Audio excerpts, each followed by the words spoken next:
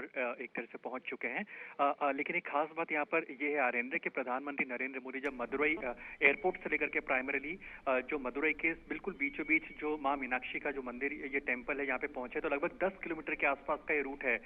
और दोनों ही तरफ देखिए कि भारी संख्या के अंदर, काफी भारी संख्या के अंदर लोग वहाँ पे पहुंचे हैं। कई लोगों ने पीएम का जो अरुण, हम काफिला। परंपरागत तरीके से परिधान में भी प्रधानमंत्री को देख पा रहे हैं, ये भी अपने आप में बेहद महत्वपूर्ण, और ये कहीं ना कहीं अपने आप में एक उस परंपरा के निर्वहन के तौर पर भी देख सकते हैं कि प्रधानमंत्री इस वक्त तमिलनाडु में है, मदुरई में मीनाक्षी मंदिर में दर्शन के लिए आए हैं। तो यहाँ पर जो एक परंपरागत वेशभूषा है उसमें प्रधानमंत्री को हम इस वक्त देख पा रहे हैं। किस तरीके से देखते हैं अरुण इस बात को? बिल्कुल, ये बहुत बड़ी मैसेजिंग एक तरह से है कि प्रधानमंत्री नरेंद्र मोदी जब तमिलनाडु में है, मदुरई के अंदर है, तो वहाँ की जो वेशभूषा है, जो परंपरागत तरीके से लोग वहाँ पे जो वेशभूषा पहनते हैं, उसी लिबास में प्रधानमंत्री नरेंद्र मोदी वहाँ पर पहुंचे हैं। इस बात को हम जानते हैं कि मदुरई एयरपोर्ट से लेकर के जो माँ मीनाक्षी का जो मंदिर है, मदुरई सिटी के बिल्कुल बीचों बीच में लगभग 10 किलोमीटर का ये स्ट्रेच पड़ता है। और जब प्रधानमंत्री नरेंद्र मोदी का काफिला एयरपोर्ट से लेकर के मंदिर तक पहुंचा है, तो दोनों तरफ सड़कों के भारी संख्या के अंदर लोगों का एक तरह से भीड़ उमड़ पड़ी और कई हुजूम एक तरह से लोगों का देखने को मिला, क्योंकि प्रधानमंत्री नरेंद्र मोदी एक तरह से जब मंदिर की तरफ बढ़ रहे थे तो लोगों का उत्साह भी एक तरह से बढ़ता जा रहा था। लोग प्रधानमंत्री को वहां देख करके काफी ज्यादा उत्साहित हुए। और हम जानते हैं कि प्रधानमंत्री नरेंद्र मोदी इस समय पर मीनाक्षी टेम्पल के अंदर पहुंच चुके हैं। और मीनाक्षी मंदिर की जो खासियत है कि माँ पार्वती का ये मंदिर माना जाता है। और मदुरई जो शहर है, मदुरई सिटी के बिल्कुल बीचों बीच में ये टेम्पल है। हम अमूमन इस बात को कहते हैं, या देवी सर्वभूतेषु माँ।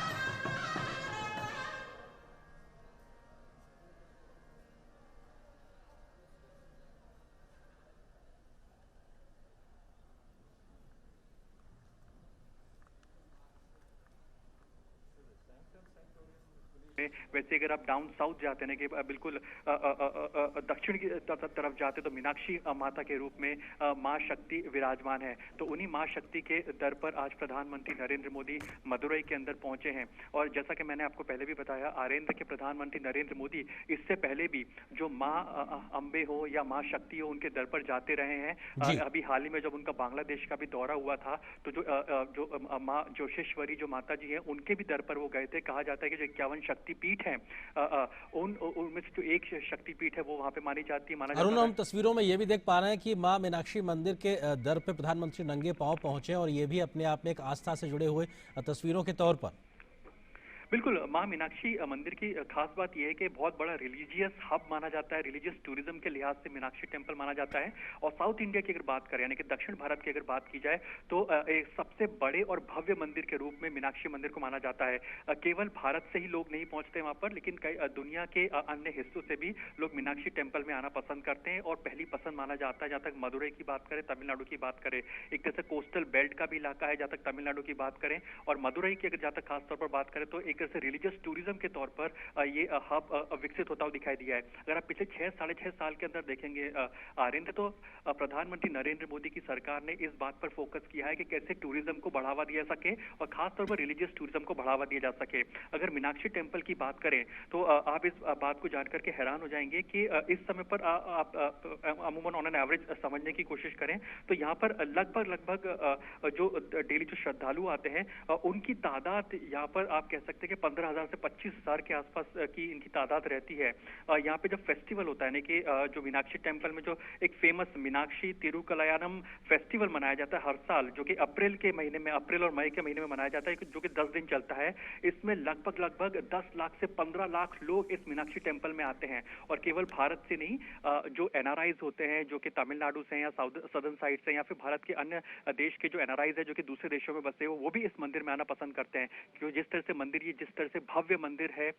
माँ पार्वती या फिर माँ मीनाक्षी की अगर बात करें और उनके दर्शन के लिए यहाँ पर लोग आते हैं। तो रिलीजियस टूरिज्म की जैसे खास तौर पर हम बात मंदिर करते के हैं। बीचों बीच में जो एक तालाब, जिसको स्थानीय भाषा में खुलम कहते हैं, उसके पास से गुजरते हुए निश्चित तौर पे ये ऐतिहासिक जगहों के इस प्रकार का जो कुंड होता है, तालाब होता है, खुलम होता है, वहाँ की भी बेहद मान्यता होती है और बेहद पवित्र जल के तौर पे भी माना जाता है। अरुण, बिल्कुल, मीनाक्षी टेम्पल के जो पॉन्ड की बात कर रहे हैं, इसको पोर्था मराई कुलम कहते हैं या फिर गोल्डन लोटस पॉन्ड कहा जाता है, जो कि इस कॉम्प्लेक्स की खासियत है। प्रधानमंत्री नरेंद्र मोदी वहीं से इस समय पर गुजरते हुए हमें दिखाई दिए हैं। अब फैक्ट ये है कि ये पॉन्ड या फिर जो पानी का जो ये स्रोत है, यहाँ पर देखेंगे कि लोटस के आकार का, यानी कमल के आकार का इसको आकृति दी गई है। तो ये अपने आप में दर्शाता है, कई सारे मायने हैं, क्योंकि माँ मीनाक्षी का अपने आप में मतलब है कि मछली की आंखों की तरह, यानी कि मीन आंखों वाली, यानी मीन का मतलब अपने आप में मछली होता है और उनके नयनों के समान जो होती है, तो मीनाक्षी इस मंदिर को नाम लिया गया है। धार्मिक और अरुण, ये तस्वीरें एक बार हम फिर से लाइव देख रहे हैं, प्रधानमंत्री नरेंद्र मोदी अब मंदिर परिसर से संभवतः बाहर आते हुए, और एक तरीके से ये मीनाक्षी मंदिर की सीधी तस्वीरें जहां पर प्रधानमंत्री पहुंचे थे और उन्होंने वहां पर पूजा अर्चना की और माथा टेका मां मीनाक्षी के दर पर। और अपने आप में ये तस्वीरें बताती हैं कि किस तरीके से प्रधानमंत्री का जब वहाँ मंदिर पहुँचे हैं, उन्होंने वहाँ मीनाक्षी माँ के सामने अपना माथा टेका है, उनसे उन्हें नमन किया। और निश्चित तौर से इस वक्त उनके मन में यही भाव होगा, जिस प्रकार से देश दुनिया भर में एक प्रकार से महामारी का एक दौर चल रहा है, हर एक व्यक्ति तक को एक प्रकार से इससे मुक्ति मिल सके और सर्वे भवन्तु सुखिनः सर्वे सन्तु निरामया की जो एक भावना है, सभी लोग सुखी हों, सभी लोग निरोगी हों, और वो कहीं ना कहीं बेहद महत्वपूर्ण एक भाव के तौर पर प्रधानमंत्री को होगा। और निश्चित तौर से ये आरती का आचमन करते हुए ये अपने आप में एक शक्ति पुंज के तरीके से होता है। हिंदू धार्मिक मान्यताओं के आधार पर जो आरती जलाई जाती है, वो अपने आप में उसमें एक ऊर्जा संचार अपने आप में होता है, और अगर आप उसको आरती लेते हैं तो निश्चित तौर से वो ऊर्जा आपके शरीर तक भी पहुंचती है, और यही ऊर्जा आपको बेहतर सोचने, बेहतर काम करने और बेहतर निर्णय लेने के लिए प्रेरित करती है। तो निश्चित तौर से इस प्रकार से जो आध्यात्मिक इस प्रकार के जो जगहें होती हैं, जो शक्तिपीठ होती हैं, वहाँ की जो ऊर्जा होती है, ऊर्जा संचय के तौर पर भी इस प्रकार के मंदिरों और मठों को जाना जाता है, जहाँ पे जो व्यक्ति जाता है तो निश्चित तौर से उस ऊर्जा जो वहाँ संचित है, जो एक तरीके से आध्यात्म की ऊर्जा है, वो व्यक्ति विशेष तक पहुंचती है, और वो उस व्यक्ति विशेष को इस प्रकार से फायदेमंद होती है कि वो बेहतरी से फैसला कर सकता है, बेहतरी से निर्णय कर सकता है और बेहतरी से काम को अपने अंजाम दे सकता है। तो निश्चित तौर से प्रधानमंत्री के मन में यही एक भाव रहा होगा, किस तरह से वो देश दुनिया की उन्नति और तरक्की के लिए बेहतर काम कर सकें, देश भर में जिस प्रकार की दिक्कतें, परेशानियां, समस्याएं हैं, उसके निदान के लिए त्वरित तरीके से फैसले ले सकें, और ये जो फैसले हों वो सबके लिए बेहतर हों, सबके लिए हितकारी हों। और फिलहाल यहाँ पर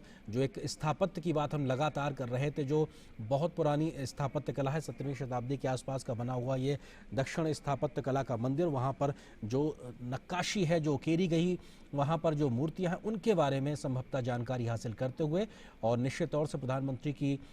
एक कोशिश होती है कि जहाँ कहीं भी वो जाएं, वहाँ की विशेषताओं के बारे में वो जानकारी हासिल करें। और संभवतः यहाँ पर इस वक्त जो ये एक पूरा मंडप के तौर पर दिख रही है पूरी एक आकृति है, वहाँ पे तमाम जो लेख लगे हुए हैं, उसके अलावा जिस प्रकार से वहाँ पे स्तंभ हैं, उनके ऊपर जो उकेरी गई प्रतिमाएं हैं, वो भगवान से जुड़ी हुई, उनके बारे में तमाम प्रकार की कथाएं होती हैं, उनकी बारीक से बारीक जानकारी को हासिल करते हुए प्रधानमंत्री नरेंद्र मोदी। अरुण, किस तरीके से देखा जाए प्रधानमंत्री की हम इस खूबी को भी लगातार देखते हैं कि वो जानकारी हासिल करने में कभी भी हिचकिचाते नहीं है। बिल्कुल आरिंद, इस समय पर अगर हम देखें तो प्रधानमंत्री नरेंद्र मोदी जिन स्कल्पचर्स को देख रहे हैं, इनको हॉल ऑफ 1000 पिलर्स कहा जाता है। और माँ मीनाक्षी के इस मंदिर की अगर बात की जाए तो माना जाता है कि 33,000 जो स्कल्पचर्स हैं वो इस मंदिर में मौजूद हैं। और हर पिलर की बात करें, हर पिलर के अंदर अपने आप में कहानी है, अपने आप में एक डिस्क्रिप्टिव पिक्चर है, जो कि एक कहानी को बयां करता है, चाहे वो शिव से जुड़ी हुई हो, चाहे सती से जुड़ी हुई हो, या पार्वती से जुड़ी हुई हो, या विष्णु से जुड़ी हुई हो। तो इन तमाम जो पौराणिक कथाएं हैं, उनको अपने आप में विस्तार से इन 33,000 स्कल्पचर्स के माध्यम से बताया गया है। ये वही स्कल्पचर्स है जिसमें भगवान नटराज की भी जो प्रतिमा है उसको यहाँ पर बनाया गया है। और हम जानते हैं कि कई बार रेनोवेट भी इसको हाल ही में किया गया है, जहाँ तक माँ मीनाक्षी के टेम्पल की बात की जाए तो। लेकिन ये स्कल्पचर्स अपने आप में बेहद खास माने जाते हैं। और जो हॉल ऑफ 1000 पिलर्स, क्योंकि आपने पूछा कि प्रधानमंत्री नरेंद्र मोदी किसी चीज का जायजा ले रहे हैं, जिज्ञासावश जानने की कोशिश करें कि क्या है, तो ये हॉल ऑफ स्कल्पचर्स है, प्राइमरीली हॉल ऑफ 1000 पिलर्स है जिसको कहा जाता है, जिसके बारे में प्रधानमंत्री नरेंद्र मोदी जानकारी हासिल करते हुए इस तरह कर सकते हैं, अनुमान लगा सकते हैं। तो वो अनुमान तो यही कहता है कि जो कोविड महामारी से जो पूरी दुनिया जूझ रही है, शायद उसी को पार पाने की उन्होंने बात कही होगी। तो या देवी सर्वभूतेषु मातृ रूपेण संस्थिता, या देवी सर्वभूतेषु शक्ति रूपेण संस्थिता, नमस्तस्ते नमस्तस्ते नमस्तस्ते नमो नमः। तो यही विचारधारा शायद उनके मन में रहेगी कि शक्ति के रूप में माँ भारत के अंदर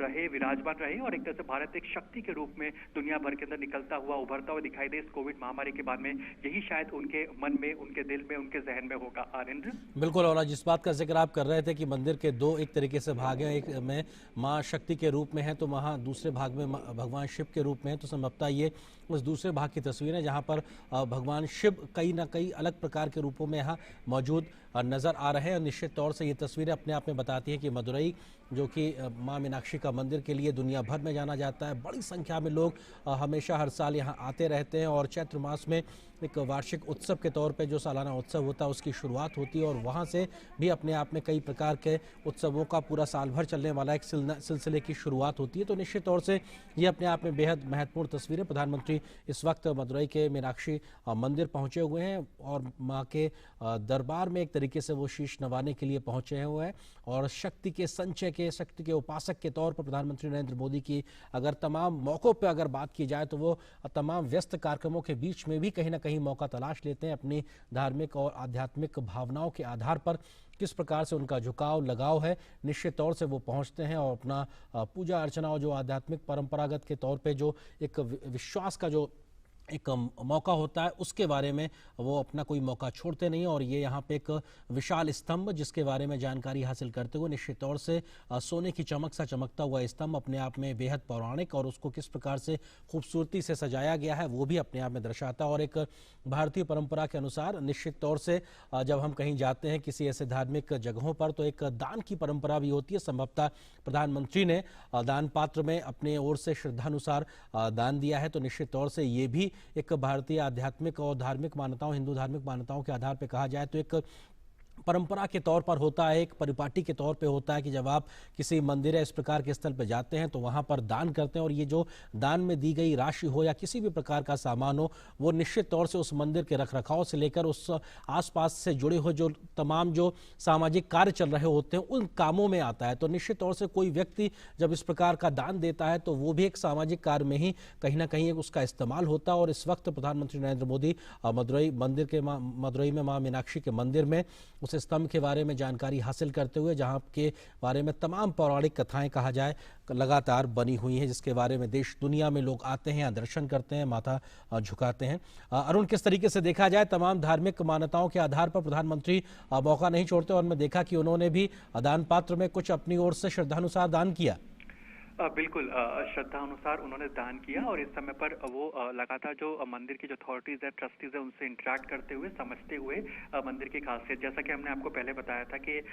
भगवान सुंदरेश्वर जी का मंदिर है, यानी कि शिव के रूप में भगवान सुंदरेश्वर है, उनका मंदिर है यहाँ पर। वहाँ पर प्रधानमंत्री नरेंद्र मोदी वहीं पर दर्शन करके बाहर निकलते हुए, यहाँ भगवान शिव एक लिंग के रूप में विराजमान है और ये माना जाता है कि भगवान सुंदरेश्वर मंदिर जहाँ से प्रधानमंत्री नरेंद्र मोदी अभी निकले हैं और जिस जगह का वो जायजा ले थे और समझने की कोशिश कर रहे थे, वो दरअसल वहाँ पे जो स्कल्पचर्स बनाए गए हैं वो माँ मीनाक्षी और जब भगवान सुंदरेश्वर का जो विवाह हुआ था उस विवाह की तस्वीरों को वहाँ पे डिपिक्ट किया गया, वहाँ पे एक तरह से स्कल्पचर्स के माध्यम से बताया गया है। लगभग माना जाता है कि 985 के आसपास पिलर्स यहाँ पर जो डेडिकेटेड है वो इस एक तरह से भगवान सुंदरेश्वर और माँ मीनाक्षी, इनका जब विवाह हुआ था, विवाह से पहले कैसे विष्णु जी ने माँ मीनाक्षी का हाथ भगवान शिव के हाथों में दिया था या फिर भगवान सुंदरेश्वर के हाथों में दिया था। इन पूरी कथाओं को यहाँ पे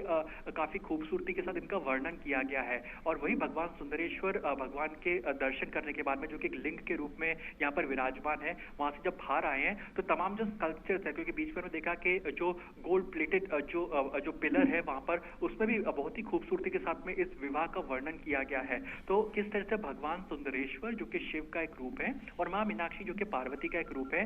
उनके विवाह की जो तमाम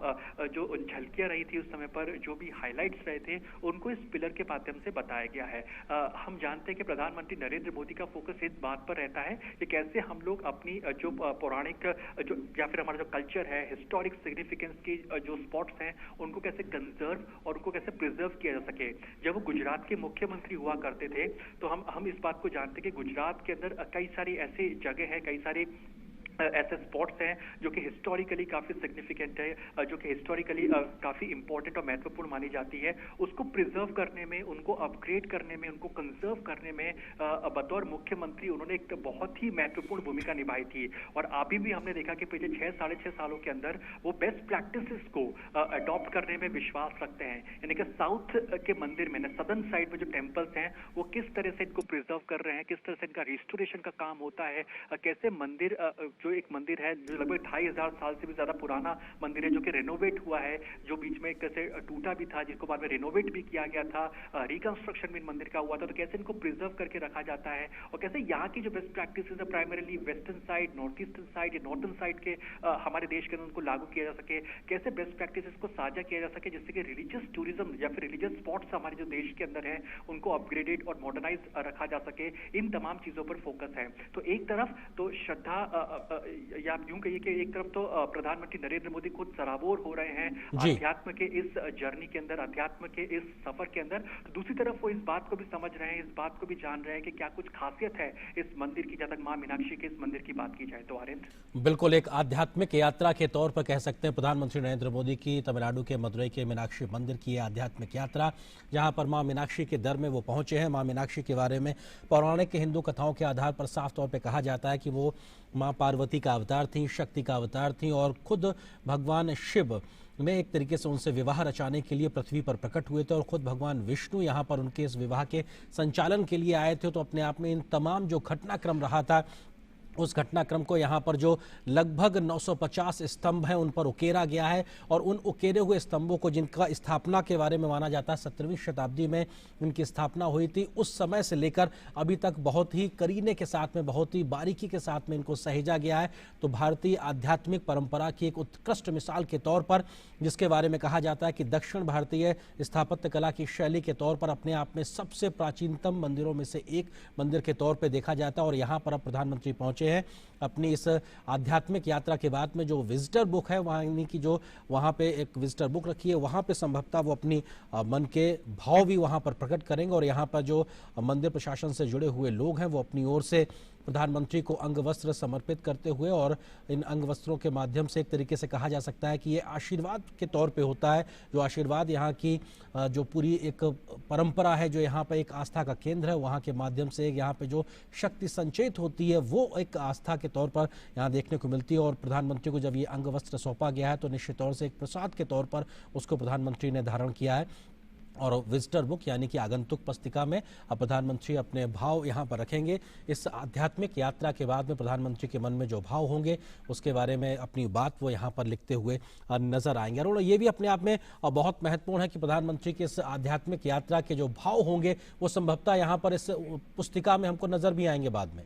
बिल्कुल, जिस तरह से अध्यात्म की इस यात्रा में सराबोर होते हुए प्रधानमंत्री नरेंद्र मोदी दिखाई दिए हैं, जाहिर सी बात है कि उन्होंने अपने भाव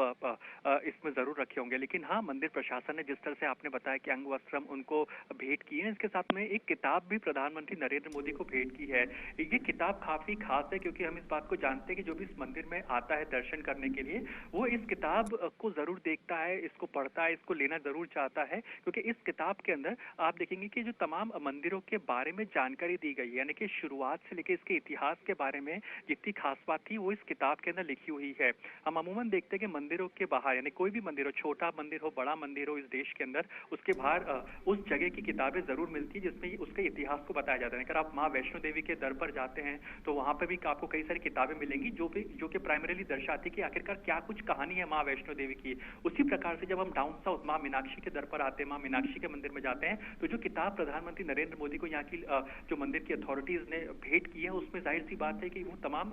जानकारियां मौजूद है मां मीनाक्षी के टेंपल को लेकर के। और हमने आनंद इस बात को भी देखा है कि प्रधानमंत्री नरेंद्र मोदी फिजिकल बुक्स या फिजिकल रीडिंग के बजाय डिजिटल अपग्रेडेशन ज्यादा पसंद करते हैं। हमने देखा कि किस तरह से उन्होंने पिछले 6 साढ़े 6 साल के अंदर एक ऐसा इंफ्रास्ट्रक्चर बनाया कि जो रिलीजियस टूरिज्म है उन डेटा को अपग्रेड करके टेक्नोलॉजिकली उसको स्टोर किया जा सके, डिजिटली उसको कंटेंट को स्टोर किया जा सके। कोविड पैंडेमिक के टाइम भी हमने देखा कि प्रधानमंत्री प्रधानमंत्री नरेंद्र मोदी का फोकस इस बात पर रहा था कि अरुण, एक बार फिर से हम जिस बात का जिक्र कर रहे थे, पवित्र सरोवर जिसको पुष्करिणी कहा जाता है, मीनाक्षी मंदिर के बीच में बना हुआ है, उसके पास इस वक्त एक तरीके से प्रधानमंत्री मौजूद हैं और यहाँ से जो मंदिर की भव्यता का जो दृश्य दिखाई पड़ रहा है, उसकी जो ऊंचाई दिखाई पड़ रही है, आसमान तक गगनचुंबी इमारत के तौर पर जो माँ मीनाक्षी के मंदिर दिखाई पड़ रहा है, उसकी भी अपने आप में शब्दों में बयां कर पाना बेहद मुश्किल, क्योंकि जिस तरीके से माँ का एक तरीके से आशीर्वाद लोगों को दूर दूर तक मिल सके, उस लिहाज से ये एक ऊंचाई दिखाई पड़ती है। और निश्चित तौर से ये वो स्थान जो सरोवर के पास में, जहां से एक प्रधानमंत्री इस वक्त वहां मौजूद है और उनके मन में निश्चित तौर से सर्वे भवंत की कामना के साथ इस वक्त वो मंदिर में आस्था के केंद्र में यहाँ पहुंचे होंगे। और ये सरोवर भी अपने आप में बेहद महत्वपूर्ण है और इसकी भी तमाम प्रकार की आध्यात्मिक और पौराणिक परंपराएं लगातार हमने देखने और सुनने को मिलती रही। अरुण, अपनी बात पूरी रखें। बिल्कुल, जो मीनाक्षी टेम्पल का जो गोल्डन लोटस टैंक है, इसकी खास बात यह है कि इसको हाल ही में इसको एक तरह से अपग्रेड किया गया, जिसको कहते हैं कि इसको फेसलिफ्ट मिला है। इसको अपग्रेड भी किया गया हाल ही के अंदर। इसमें जो सरोवर है जिसकी हम बात कर रहे हैं, इसको हाल ही में एक तरह से 70 लाख रुपए की लागत के बाद में इसको एक तरह से अपग्रेड किया गया था, लॉकडाउन के ठीक बाद में। अब ये जो टैंक की अगर बात की जाए, ये 200 फीट बाय 148 फीट का इसका डायमेंशन है। और इसकी खास बात यह कि जो रेन वाटर हार्वेस्टिंग की प्रधानमंत्री नरेंद्र मोदी बात करते हैं, ये उसका सीधा